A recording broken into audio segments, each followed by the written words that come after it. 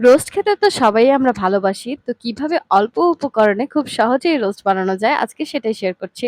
So hello everyone, আসসালামু আলাইকুম। সবাইকে আমার নতুন ভিডিওতে স্বাগতম। প্রথমেই আমি রোস্টের এই পিসগুলোতে লবণ মেখে নিয়েছি এবং এরপর এটা চুলায় ভাজতে দিয়ে দিয়েছি।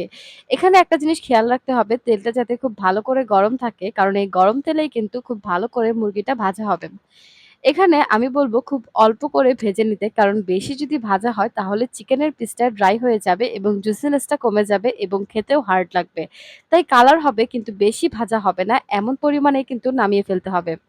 এখানে কড়াইয়ের এই তেলের মধ্যে আমি এক্সট্রা আরো তেল দিয়েছি এবং এখানেই কিন্তু আমি ৩ কাপ পরিমাণ পেঁয়াজ দিয়েছি এবং এই পেঁয়াজটাই ভালো করে ভেজেই কিন্তু আজকের রোস্টটা আমি তৈরি করে নেব।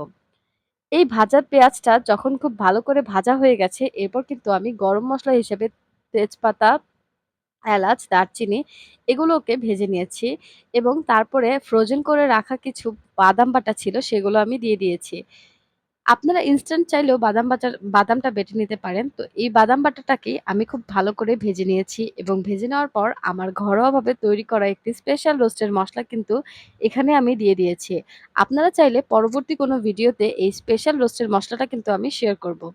তো তারপরে এখানে কাঁচামরিচ, টমেটো সস, লবণ, ধনে গুঁড়া এই সবগুলো জিনিস একসাথে আমি দিয়ে নিয়েছি এবং কিছুক্ষণ সময় কিন্তু আমি ভেজে নেব। ভেজে নেওয়ার পর এই মসলাটাকে কষানোর জন্য আমি পানি দিয়ে দিয়েছি। যেকোনো রান্নায় একটা জিনিস খেয়াল রাখবেন যে পানির পরিমাণটা দিয়ে যাতে খুব ভালো করে কষিয়ে নেওয়া হয়। কারণ কষিয়ে নেওয়ার ফলেই কিন্তু রান্নার টেস্টটা বৃদ্ধি পায়। তাই খুব ভালো করে সময় নিয়ে মসলাটা কষাবেন, কারণ কষানোর উপরেই স্বাদের অনেকটা অংশ ডিপেন্ড করে। তারপর এখানে হচ্ছে রোস্টের পিসগুলো আমি দিয়ে দিয়েছি এবং খুব ভালো করে উল্টে পাল্টে নিচ্ছি। এ সময় চুলাটাকে একটু কমিয়ে রেখে ঢাকনা দিয়ে ভালো করে কষিয়ে নিতে হবে যাতে ভিতরে মসলাগুলো যায় এবং খেতেও খুব সুস্বাদু লাগে। একটু পর, পর ঢাকনা খুলে এগুলোকে একটু নেড়েচেড়ে দিতে হবে এবং উল্টে পাল্টে দিতে হবে। ব্যাস, এখানেও কিন্তু মসলাটা ঢুকে গেছে। তো এর কিছুক্ষণ পর যাতে খুব ভালো করে হয়ে যায়, তাই এই মসলার উপাদানটার মধ্যে কিন্তু আমরা একটু দুধ দিয়ে দিব। রোস্ট রান্নায় দুধ দেওয়াটা খুবই জরুরি। এই রান্নাটা কিন্তু দুধেই করা হয়। পানি দিলে কিন্তু এর স্বাদ জমবে না। তাই এখানে আমি ২ কাপ পরিমাণে দুধ দিয়ে দিয়েছি এবং এখন আমি আবার চুলাটা কমিয়ে কিছুক্ষণ ঢেকে নিব এবং খুব ভালো করে এই রোস্টটা হয়ে যাবে।